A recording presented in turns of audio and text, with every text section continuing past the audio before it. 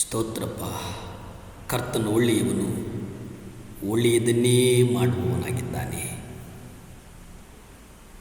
ಉಸಿರಿರುವ ದಿನವೆಲ್ಲ ನಾ ಮಾಡುವೆ ನಿಮಗೆ ಆರಾಧನೆ, ಆರಾಧನೆ, ಆರಾಧನೆ.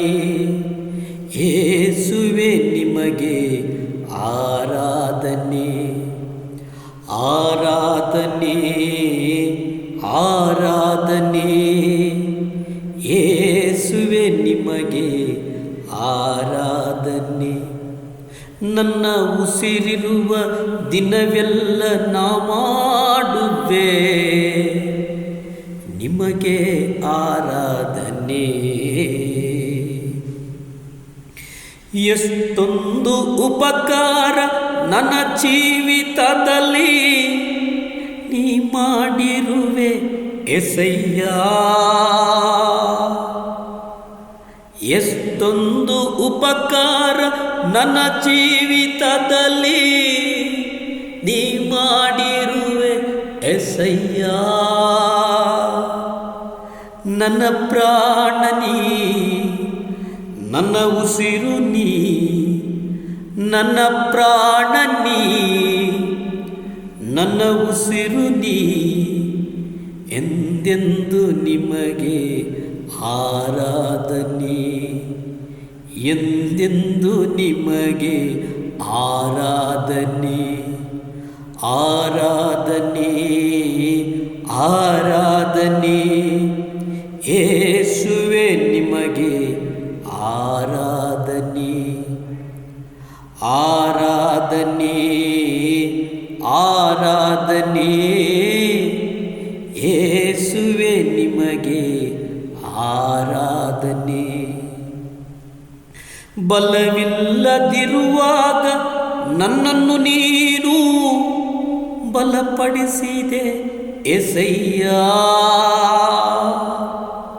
ಬಲವಿಲ್ಲದಿರುವಾಗ ನನ್ನನ್ನು ನೀನು ಬಲಪಡಿಸಿರುವೆ ಎಸಯ್ಯ. ನನ್ನ ಬಲವು ನೀ, ನನ್ನ ಬಂಡೆ ನೀ, ನನ್ನ ಬಲವು ನೀ, ನನ್ನ ಬಂಡೆ ನೀ. ಎಂದೆಂದು ನಿಮಗೆ ಆರಾಧನೆ, ಎಂದೆಂದು ನಿಮಗೆ ಆರಾಧನೆ, ಆರಾಧನೆ, ಆರಾಧನೆ. ಯೇಸುವೆ ನಿಮಗೆ ಆರಾಧನೆ, ಆರಾಧನೆ, ಆರಾಧನೆ. ಯೇಸುವೆ ನಿಮಗೆ ಆರಾಧನೆ. ನನ್ನ ಉಸಿರಿರುವ ದಿನವೆಲ್ಲ ನಾ ಮಾಡುವೆ ನಿಮಗೆ ಆರಾಧನೆ. ಹಸಿವಿನಲ್ಲಿರುವಾಗ ನನ್ನನ್ನು ನೀನು ಅನುದಿನವೂ ಪೋಷಿಸಿದೆ.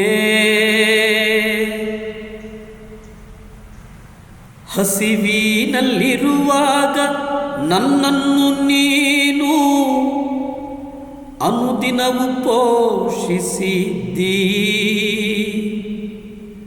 ನನ್ನ ಪಾಲು ನೀ, ನನ್ನ ಪಾನ ನೀ, ನನ್ನ ಪಾಲು ನೀ, ನನ್ನ ಪಾನ ನೀ.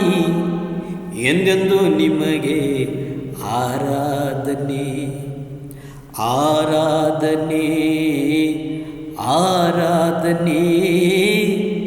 ಯೇಸುವೆ ನಿಮಗೆ ಆರಾಧನೆ, ಆರಾಧನೆ, ಆರಾಧನೆ. ಯೇಸುವೆ ನಿಮಗೆ ಆರಾಧನೆ. ಪ್ರಿಯರೇ, ಆತನನ್ನು ಆರಾಧಿಸುವುದು, ಆರಾಧಿಸುತ್ತಾ ಆರಾಧಿಸುತ್ತಾ ಎಷ್ಟೋ ಕಟ್ಟುಗಳು ಒಡೆಯಲ್ಪಡ್ತವೆ.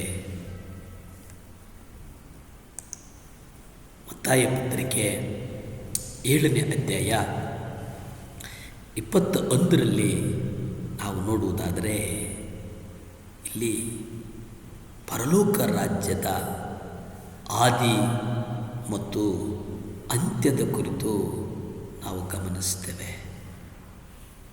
ಪರಲೋಕ ಅನ್ನುವಂಥದ್ದು ಬಹಳ ಮುಖ್ಯ.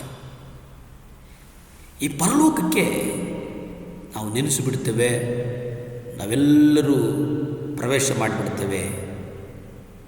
ಹೌದು, ಆದರೆ ಈ ಮತ್ತಾಯ 7ನೇ ಅಧ್ಯಾಯ 21 ನೀವು ಓದಿಕೊಳ್ಳಿ. ಅದರಲ್ಲಿ ಬರೋದೇನಪ್ಪ ಅಂದರೆ, ದೇವರ ಚಿತ್ತದಂತೆ ಮಾಡಿದ ಕಾರ್ಯಗಳು ಮಾತ್ರ ಕಂಡು ಬರ್ತವೆ. ವಾಕ್ಯದಲ್ಲಿ ನಾವು ನೋಡ್ತೇವೆ, ಕರ್ತನೇ ಕರ್ತನೇ ಎಂದು ನನಗೆ ಹೇಳುವ ಪ್ರತಿಯೊಬ್ಬನು ಪರಲೋಕ ರಾಜ್ಯದಲ್ಲಿ ಪ್ರವೇಶಿಸುವುದಿಲ್ಲ, ಆದರೆ ಪರಲೋಕದಲ್ಲಿರುವ ನನ್ನ ತಂದೆಯ ಚಿತ್ತದಂತೆ ಮಾಡುವವನೇ ಅದರಲ್ಲಿ ಪ್ರವೇಶಿಸುವನು. ಗಮನಿಸಿ ಪ್ರಿಯರೇ, ದೈವಜನ ಮಕ್ಕಳೇ, ಇಲ್ಲಿ ಪ್ರತಿಯೊಬ್ಬನು ಕರ್ತನ ರಾಜ್ಯಕ್ಕೆ ಪ್ರವೇಶ ಮಾಡುವುದಕ್ಕಾಗೋದಿಲ್ಲ. ಹಾಗಾದರೆ ನಮ್ಮ ಚಿತ್ತ ಏನಾಗಿರಬೇಕು, ನಮ್ಮ ನಡೆ ಏನಾಗಿರಬೇಕು, ನಮ್ಮ ನುಡಿ ಏನಾಗಿರಬೇಕು, ನಮ್ಮ ಹಾವಭಾವಗಳೇನಾಗಿರಬೇಕು, ನಮ್ಮ ಬದುಕು ಏನಾಗಿರಬೇಕು ಅನ್ನೋದನ್ನು ಸ್ವಲ್ಪ ಆಲೋಚನೆ ಮಾಡಿ, ಸ್ವಲ್ಪ ಆಲೋಚಿಸಿ. ನಮಗಿರುವಂಥದ್ದು ಒಂದೇ ಒಂದು ಬದುಕು. ಆ ಬದುಕನ್ನು ಆಲೋಚನೆ ಮಾಡಿ ಬದುಕಿ. ಆ ಬದುಕನ್ನು ಪರಲೋಕ ರಾಜ್ಯದ ಕೆಲಸಗಳಿಗಾಗಿ, ಪರಲೋಕ ರಾಜ್ಯ ಪ್ರವೇಶಿಸುವುದಕ್ಕೆ ನನ್ನ ತಂದೆಯ ಚಿತ್ತದಂತೆ ಮಾಡು. ತಂದೆಯ ಚಿತ್ತವನ್ನು ಅರಿತು ಆ ಚಿತ್ತದ ಪ್ರಕಾರ ನಡೆಯುವುದನ್ನು ಅಭ್ಯಾಸ ಮಾಡಿಕೊಳ್ಳಿ. ಆ ತಂದೆಯ ಅಭ್ಯಾಸದ ಜೊತೆಗೆ ನಡೆಯುವಂಥವರು ನಾವು ವಿಶೇಷವಾಗಿ ಆತನೊಟ್ಟಿಗೆ ಜೀವಿಸ್ತೇವೆ. ಯಾಕೆಂದರೆ ಆತನು ಕರುಣಾಮಯಿ, ಕನಿಕರವುಳ್ಳವನು, ಕೃಪಾಪೂರ್ಣನು, ತಾಯಿಯ ಹೃದಯವುಳ್ಳವನು, ನಮ್ಮೆಲ್ಲರನ್ನ ಪೋಷಿಸಿ ಸಲುಹುವನು. ನಮ್ಮ ಪಾಪಗಳನ್ನು, ನಮ್ಮ ತಪ್ಪುಗಳನ್ನು ಕ್ಷಮಿಸುವವನು. ಆತನನ್ನು ಹಿಂಬಾಲಿಸೋಣ, ಆತನ ಹಾದಿಯಲ್ಲಿ ನಾವು ನಡೆಯೋಣ, ಪ್ರಾರ್ಥಿಸಿಕೊಳ್ಳೋಣ. ಭೂಮಿ ಆಕಾಶಗಳನ್ನು ಉಂಟು ಮಾಡಿದಂಥ ಸರ್ವಶಕ್ತನಾದಂಥ ದೇವರು ಸ್ತೋತ್ರಪ್ಪ. ಅಪ್ಪ, ಈ ಮಕ್ಕಳಿಗಾಗಿ ಪ್ರಾರ್ಥಿಸ್ತೇನೆ ಸ್ವಾಮಿ. ದೇವರೇ, ಮಕ್ಕಳು ಎಲ್ಲೆಲ್ಲೋ ಹೋಗ್ತಾ ಇದ್ದಾರೆ ಸ್ವಾಮಿ. ಹೃದಯಗಳಲ್ಲಿ ಮಾತನಾಡ್ತೇವ್ರೆ.